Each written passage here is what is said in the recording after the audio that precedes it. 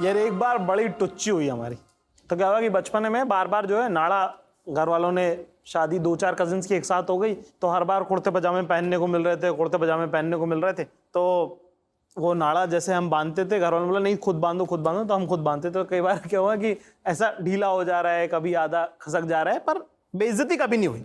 तो एक बार पापा ने बहुत जोर से डांट दी कि क्या इतने बड़े हो गए, 12-13 साल के हो, तो कि उम्र वो वाली 12 वाली साल वैसी है कि आप बिल्कुल बच्चे तो हो नहीं, है ना, कि कुछ अगर गलत हो जाए तो सबको बुरा लगे कि अरे ये तो बड़े हैं, इनका साथ कैसे हो गया, और उतने भी छोटे नहीं हो कि कुछ गलत हो जाए तो आपको बुरा ना लगे।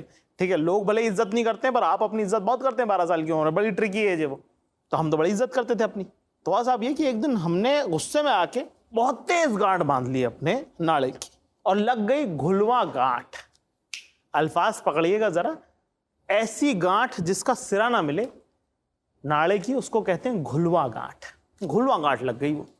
ठीक है, उसके बाद हम निकले तो सब शरबत बट रहा था, तो हमने शरबत पी लिया। फिर हम बारात में खूब नाचे, प्यास लगने लगी, हमने पानी पी लिया। फिर हम बारात में जब चढ़े बस के अंदर तो हमारे कजिन ने बोला यार तुम कोल्ड ड्रिंक क्यों नहीं पीते यार, तो हमने कोल्ड ड्रिंक भी पी लिया यार। अब सिलसिला बढ़ता जा रहा है, लिक्विड पे लिक्विड पिए जा रहे हैं। अब साहब 2 घंटे हो गए, अब पेशाब जोर से आ रहा।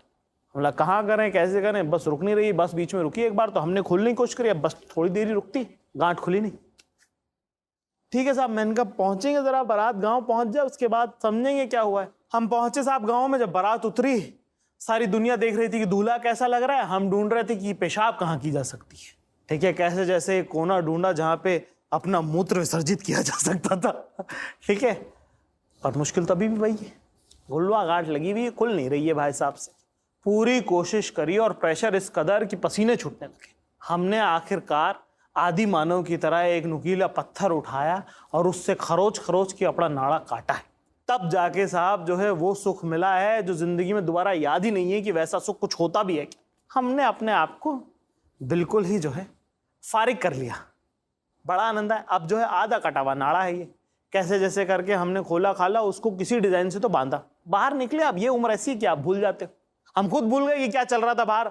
बाहर थी बारात कजिन की, नाच रहे थे सारे दोस्त, उन्होंने हमें पकड़ लिया कि अरे आओ नाचो नाचो नाचो। वो भी खड़े होकर बारात देख रही हैं, हम भी बड़े शौक से नाच रहे हैं। और 30 सेकंड बाद अचानक से रियलाइज हुआ कि पैर थोड़े फंसने लगे हैं। एक्साइटमेंट में ध्यान नहीं गया। जब ऐसा 10-15 सेकंड तक महसूस हुआ और देखा कि सब लोग हंसने लगे हैं, तब जब नजर नीचे गई तो पता चला जो हमारा पजामा था वो खसक के घुटनों के नीचे जा चुका है और भाई साहब नाच रहे हैं। घर आ जा मेरे परदेसी पे, बिना जाने कि उनका पजामा उतर चुका है। और जो मैं आज आपको सिखाने की कोशिश कर रहा हूं वो ये है कि जब आप कोई किस्सा सुनाते हैं तो उसको सेटअप करने की बहुत जरूरत है आपको।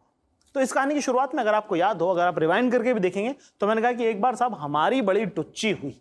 जब मैंने आपको बता दिया है कि इस कहानी के आखिर में मेरी बड़ी बेइज्जती हुई है, तो आप उस कहानी को सुनने के लिए तैयार हैं और आप ये जानना चाहते हैं कि कैसे मेरी बेइज्जती हुई।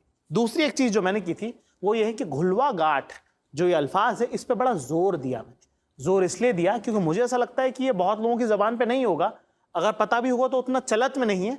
और क्योंकि ये चलत में नहीं है, नया अल्फाज है बहुत सारे लोगों के लिए, तो एकदम से आपका ध्यान आएगा उस पर कि अरे घुलवा गांठ मतलब, तो नाड़ा जो ऐसा बन जाए जिसका सिरा ना मिले उसको घुलवा गांठ कहते हैं।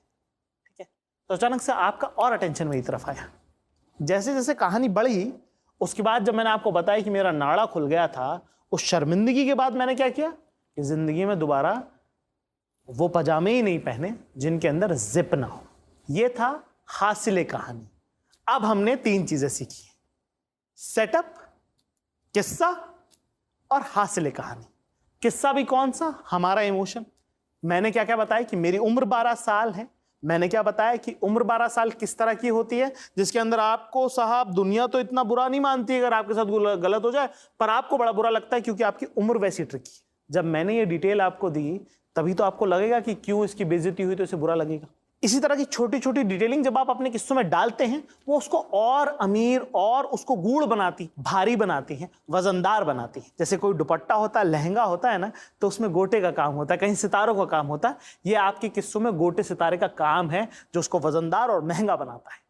इसी बात को हमारे दोस्त सत्यांशु ने बड़े आसान लफ्जों में कहने की कोशिश की है। जरा सुनिए उन्होंने क्या कहा है। कोई भी कहानी जो है वो अपने किरदारों की यात्रा है। Each story is a journey that the characters undertake. Okay? एक किरदार है, कहानी के शुरू में वो एक पॉइंट पर है, कहानी के अंत में वो किसी दूसरे पॉइंट पर पहुंच जाता है। अगर वो लगान का भुवन है तो कहानी के शुरुआत में वो एक बहुत ही परेशान, पूरा गांव परेशान है, वो भी परेशान है, लगान की मार है, मौसम की मार है, और वो अपनी जिद से, अपने सच और साहस से वो वहां पहुंच जाता है जहां ऑलमोस्ट उसने एक मिनी बैटल जीत लिया है। वो एक तरह का एक मिनी फ्रीडम फाइटर हो चुका है। उसने गांव को थोड़ा खुशहाल कर दिया है अगले 3 साल के लिए। तो एक चेंज आ गया उस गांव में, है ना। अभी दूसरा एग्जांपल मैं लेता हूँ, क्वीन की रानी। क्वीन में जो कंगना का कैरेक्टर है, रानी, कहानी के शुरुआत में वो एक हार्ट ब्रेक होता है, उसका दिल टूट जाता है, और कहानी के अंत में उसका जो जख्म था वो भर जाता है। जख्म कैसे भरता है? खुद वो अपने आप को प्यार करना सीख लेती है, तो उसका जख्म भर जाता है। अभी आप देखो, भुवन खुद नहीं बदलता है, उसके अराउंड की दुनिया बदल जाती है। वो जिस समाज का हिस्सा है वो समाज को बदल देता है। He is an agent of change in लगान। क्वीन में रानी खुद बदल रही है, दुनिया नहीं बदल रही, वो खुद बदल रही है। दिस टेल्स अस कि कोई भी कहानी अल्टीमेटली 2 तरह की हो सकती है। एक किरदार कुछ पाना चाहता है और पा लेता है। ये कहानी ऑब्जेक्टिव्स की कहानी है, लक्ष्य की कहानी है कि मुझे ये चाहिए और मैंने उसको हासिल कर लिया। मैं ये क्रिकेट मैच जीतना चाहता हूं और मैं जीत गया। और दूसरी कहानियां होती हैं जो परिवर्तन की कहानी होती है, चेंज की कहानी होती है। कैरेक्टर को कई बार पता भी नहीं होता कि उसको चेंज होना चाहिए, लेकिन कहानी में ऐसा माहौल बनता है कि कैरेक्टर को बदलना पड़े। रंग दे बसंती में जो हमारे बच्चे हैं, कॉलेज किड्स, वो बदलते हैं कहानी के दौरान। और ऑफ कोर्स तीसरी तरह की कहानी होगी जिसमें दोनों हो जाएगा। जैसे कि आप देखो चक दे इंडिया में जो कबीर खान का कैरेक्टर है, उसके ऊपर एक अनफेयर बदनामी का दाग लग गया है, उसको उससे मुक्त होना है। ये एक चेंज है। लेकिन उसका प्रोसेस क्या है कि वो लड़कियों को कोच कर रहा है, वो एक हॉकी टूर्नामेंट जीत जाएं, वो लक्ष्य है। राइट?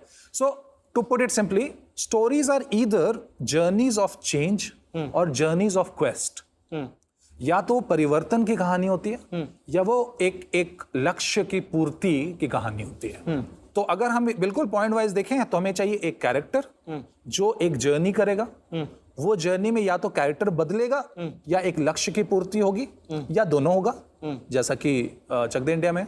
और अंत में या तो बदलाव हो जाएगा या नहीं होगा, या तो लक्ष्य मिल जाएगा या नहीं मिलेगा। These are essentially the components of a story. Okay, character, journey, ending. The journey can be change, quest or both.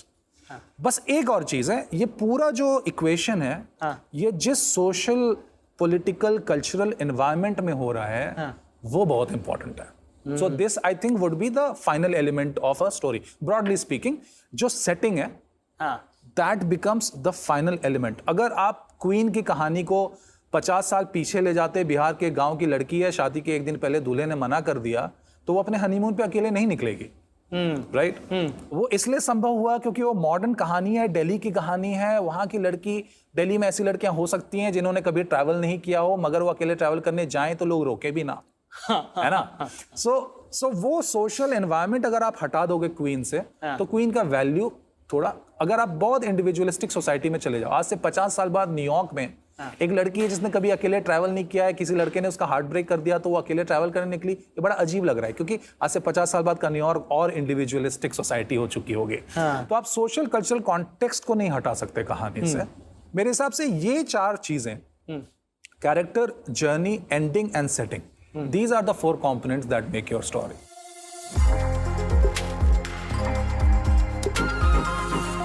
तो इतनी खूबसूरत बात जब आपने हमको बताई है, तो आप बताइए कि हमारे जो लर्नर्स हैं वो अपने को बेहतर किस्सा को कैसे बनाएं। अगर वो कहानी लिखने की कोशिश करें तो कैसे बेहतर लिखें और कैसे बेहतर सुना सकते हैं वो अपनी कहानियां। राइटिंग की जो चीज़ें हम यहाँ बोरो कर सकते हैं, शायद उससे जो हम सीख सकते हैं, उसमें मैं 1-2 बातें बोलूँगा जो थोड़ी अजीब लगें शायद हमारे सुनने वालों को।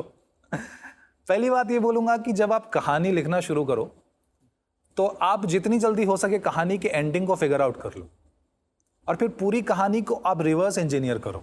मतलब ये शायद सुनने में काउंटर इंट्यूटिव लगता होगा कि ये कैसे हो सकता है, जब हम पोएट्री करते हैं तब हम आखिरी लाइन तो नहीं सोचते, लेकिन इसीलिए पोएट्री पोएट्री है और कहानी कहानी। वाह, क्या बात। हाँ, कहानी पोएट्री नहीं है। कहानी एक जैसा मैंने कहा जर्नी है। अगर आपको पता है कि आप पटना जा रहे हैं तब तो सोचेंगे कि ट्रेन से जाएं या फ्लाइट ले लें। फ्लाइट कौन सी लें, लंबी फ्लाइट लें, बीच में कहीं रुक जाएं या छोटी फ्लाइट लें, ये सब हाउ है कहानी का, how to reach there. But where do you want to go as a story teller, वो आपको सबसे पहले पता होनी चाहिए। और ये बहुत मुश्किल नहीं है मेरे हिसाब से। आपका कैरेक्टर कुछ चाहता है, वो या तो उसको मिल जाता है अंत में या नहीं मिलता है। कहानी उसी बारे में, बस कहानी उसी के बारे में। तो 3-4 ही एंडिंग पॉसिबल है। ऐसा नहीं है कि कोई 25 एंडिंग है, अब हम नहीं ढूंढ पा रहे एंडिंग, वैसा नहीं है। एंडिंग 3-4 चीजें ही होती हैं, उन्हीं में से होता है। जो ग्रेट फिल्म्स होती हैं, हमारी फेवरेट फिल्म्स होती हैं, हम तो बार बार देखते हैं। हमको एंडिंग तो पता होती है हर बार। फिल्म DDLJ है, फिल्म का नाम है दिलवाले दुल्हनिया ले जाएंगे। वहां पे कोई नहीं रोक रहा उसको, है ना। तो वो तो सर्टेन है कि एंड में तो दोनों साथ होने ही है उनको। कई बार एंडिंग बहुत क्लियरली पता होता है, फिर भी हमें मजा आता है, क्योंकि ऑडियंस का जो मजा है वो इसमें नहीं है कि अंत में क्या हुआ। ऑडियंस को मजा इसमें आता है कि जो हुआ वो कैसे हुआ, कैसे हुआ वो। और इसीलिए एंडिंग पहले फिगर आउट करके रिवर्स इंजीनियर जब हम करेंगे तो हम उस कैसे पर, उस हाउ पर हम फोकस कर पाएंगे। वरना ये बात जो है, मुझे किस्सा गोई में मुझे ये बात लगती है कि जब आप कहानियां सुनाते हो बैठ के, महफिलों में बैठ के भी अगर आप बात करते हो तो उसके अंदर अगर आप सेटअप कर दो कहानी, ठीक है, जो कि हमने मॉड्यूल में शुरू में बात भी करी इस बारे में, जब लर्नर से जब मैं बात कर रहा था कि अगर आप ये कहते कि एक बार यार मेरे साथ बड़ा बुरा हुआ, तो सडनली अब जो है पूरी जो महफिल है वो इस बात के इंतजार में है कि बुरा हुआ कब और कैसे। ठीक है, आप फिर उसके बाद कहानी में उनको लेके जा रहे हो। और मुझे ऐसा लगता है कि कहानी सुनाने वाले लोग जो होते हैं वो बस ड्राइवर की तरह होते हैं कि वो धीरे धीरे बिठाते हैं सबको प्यार प्यार से एक स्टेशन से, और उसके बाद बस चाहे स्पेस में जाए चाहे समंदर में जाए, उतर नहीं सकता कोई उसमें से एक बार जब वो आपके ग्रिप में आ जाए। As a story teller expectations जो है ना, वो आपका टूल है। आपको एक्सपेक्टेशन सेट करना है। अगर आपने एक्सपेक्टेशन सेट नहीं किया ना तो आप इन्वॉल्व नहीं कर पाओगे। जैसे फॉर एग्जाम्पल आपने बोला कि सबसे पहले बोलो यार ना मेरे साथ बहुत बुरा हुआ एक बार, उसके बाद आप बताओ कि उस वक्त ना मैं 10 साल का था, मेरे पापा ऐसे थे, मेरा घर ऐसा था, आप कुछ भी डिटेल में जा रहे हो ना, सब इंटरेस्टिंग है क्योंकि आपने एक एक्सपेक्टेशन सेट कर दी कि कुछ बहुत बुरा हुआ। राइट। अगर आप वो लाइन हटा दो और आप बोलो कि मैं जब 10 साल का था तो मैं ऐसा था, मेरे पापा ऐसे थे, तो लोग कह रहे हैं कि हाँ लेकिन अभी तुम मुझे आगे क्या, तो मैं क्यों सुन रहा हूँ। पर अगर आप इसी को सेट कर दो, यार एक बार तो सब बड़ा जबरदस्त हुआ मेरे साथ, एक बार एक दिन बड़ा कमाल की एक चीज हुई, तब क्या हुआ कि मैं 10th में था, ठीक है, और मेरे पापा खुद टीचर हैं, आपको पता ही, ठीक है, तो अब उनको पता रहता है कि मेरे टीचर्स कैसे। अब यही किस्से में आपको पता है कि 10th आ गया है, अच्छा बहुत जबरदस्त कुछ होने वाला है इसके अंदर, एक इंट्रीग बिल्ड होता है। तो setting expectation is very very very important. Expectation set कीजिए जितनी जल्दी हो सके, फर्स्ट लाइन में तो फर्स्ट लाइन में। और एक्सपेक्टेशन सेट करने का मतलब ये नहीं है कि आप अब उसी एक्सपेक्टेशन पर आगे उसको फुलफिल कर दो। आगे आपका 2 ऑप्शन होते हैं हमेशा, आप उस एक्सपेक्टेशन को फुलफिल कर दो या आप उस एक्सपेक्टेशन को रिवर्स कर दो। ये दोनों ऑप्शन आपके पास होते हैं। जैसे एक बार मेरे साथ बहुत बुरा हुआ, जब आपने बोला है तो अब मुझे लग रहा है बहुत बुरा हुआ। हो सकता है वो मजाक था, हुआ कुछ नहीं उतना बुरा, है ना। जो हुआ वो कुछ बहुत ही प्यारा हुआ, तो मैं बोलूंगा तो इसमें बुरा क्या हुआ, right. So you are reversing that expectation. Of course you will have to sum it up in some way, but I will, these are 3 tools that we have. You set expectations, you fulfil expectations और you reverse expectations. ये करते करते आप अपनी पूरी कहानी कह सकते हो।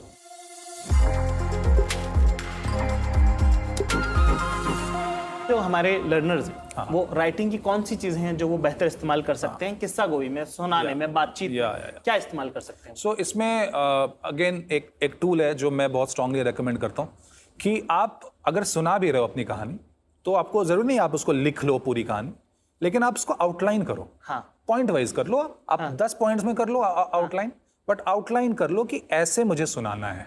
सुनाते वक्त वो आउटलाइन आपके दिमाग में है, आप हाथ में लेके नहीं खड़े हो, बट एक आउटलाइन आपके पास है। ये मेरे हिसाब से बहुत जरूरी है। और जब वो आप आउटलाइन करो या जब आप किसी को सुनाओ या जब आप अकेले भी प्रैक्टिस करो, make sure you finish it. मतलब आप सुना रहे हो, बहुत खराब है, सामने वाला बंदा बोर हो रहा है, make sure you finish the story. आप कभी भी इसको बीच में मत अबैंडन करो, हमेशा पूरा कंप्लीट करके उसके बाद छोड़ो। देन 1-2 दिन बीतेंगे, फिर आपको समझ में आएगा क्या वर्क कर रहा था, क्या नहीं कर रहा था। अगर आपने बीच में अबैंडन करने का सीख लिया ना, एक बुरी आदत है ये, तब क्या होता है कि आप जो हार्ड वर्क है कहानी को बनाने का, वो आप नहीं करते। अगर कहानी बन रही है तो ठीक है, अगर कहानी नहीं बन पा रही तो आप बीच में छोड़ देते, उसका देखेंगे यार पता नहीं एंड में कुछ होगा। वो मेरे हिसाब से हमको कभी नहीं करना चाहिए। We should finish the draft and perfect it later. हम लोगों को क्या लगता है ना, हम जो लिखें वो सीधा ही एकदम मुंशी प्रेमचंद हो जाए, है ना। अब मुंशी प्रेमचंद ने अपने कचरे के डब्बे में क्या डाला था वो तो हमने आज तक पढ़ा ही नहीं, हाँ हाँ है ना। तो इसीलिए हमको लिखते वक्त पता होना चाहिए कि ज्यादा चांस है कि हम मुंशी प्रेमचंद नहीं है और ज्यादा चांस है कि जो मैं लिख रहा हूं वो कचरे के डब्बे में जाने वाला है। इसीलिए इसको जज नहीं करना है, इसको जज नहीं करना, इसको कंप्लीट करके रख देना है। हो सकता है अभी दोबारा ना पढ़े, बट कंप्लीट जरूर करें। बीच में अबैंडन करने की आदत जो है वो एक नॉन कमिटल आर्टिस्ट बनाता है आपको, फिर आप कमिटेड नहीं हो। आप हमेशा जहां पर when it gets tough you find an easier way out. So I think that's a bad practice. अपनी कहानी पे टिक के रहें, टिके रहें, उसको खत्म करने की कोशिश करें और खराब, सुनाते वक्त दुनिया की सबसे चाहे लिखते खराब वक्त। कहानी लिखें, हाँ मगर उसको खत्म करें।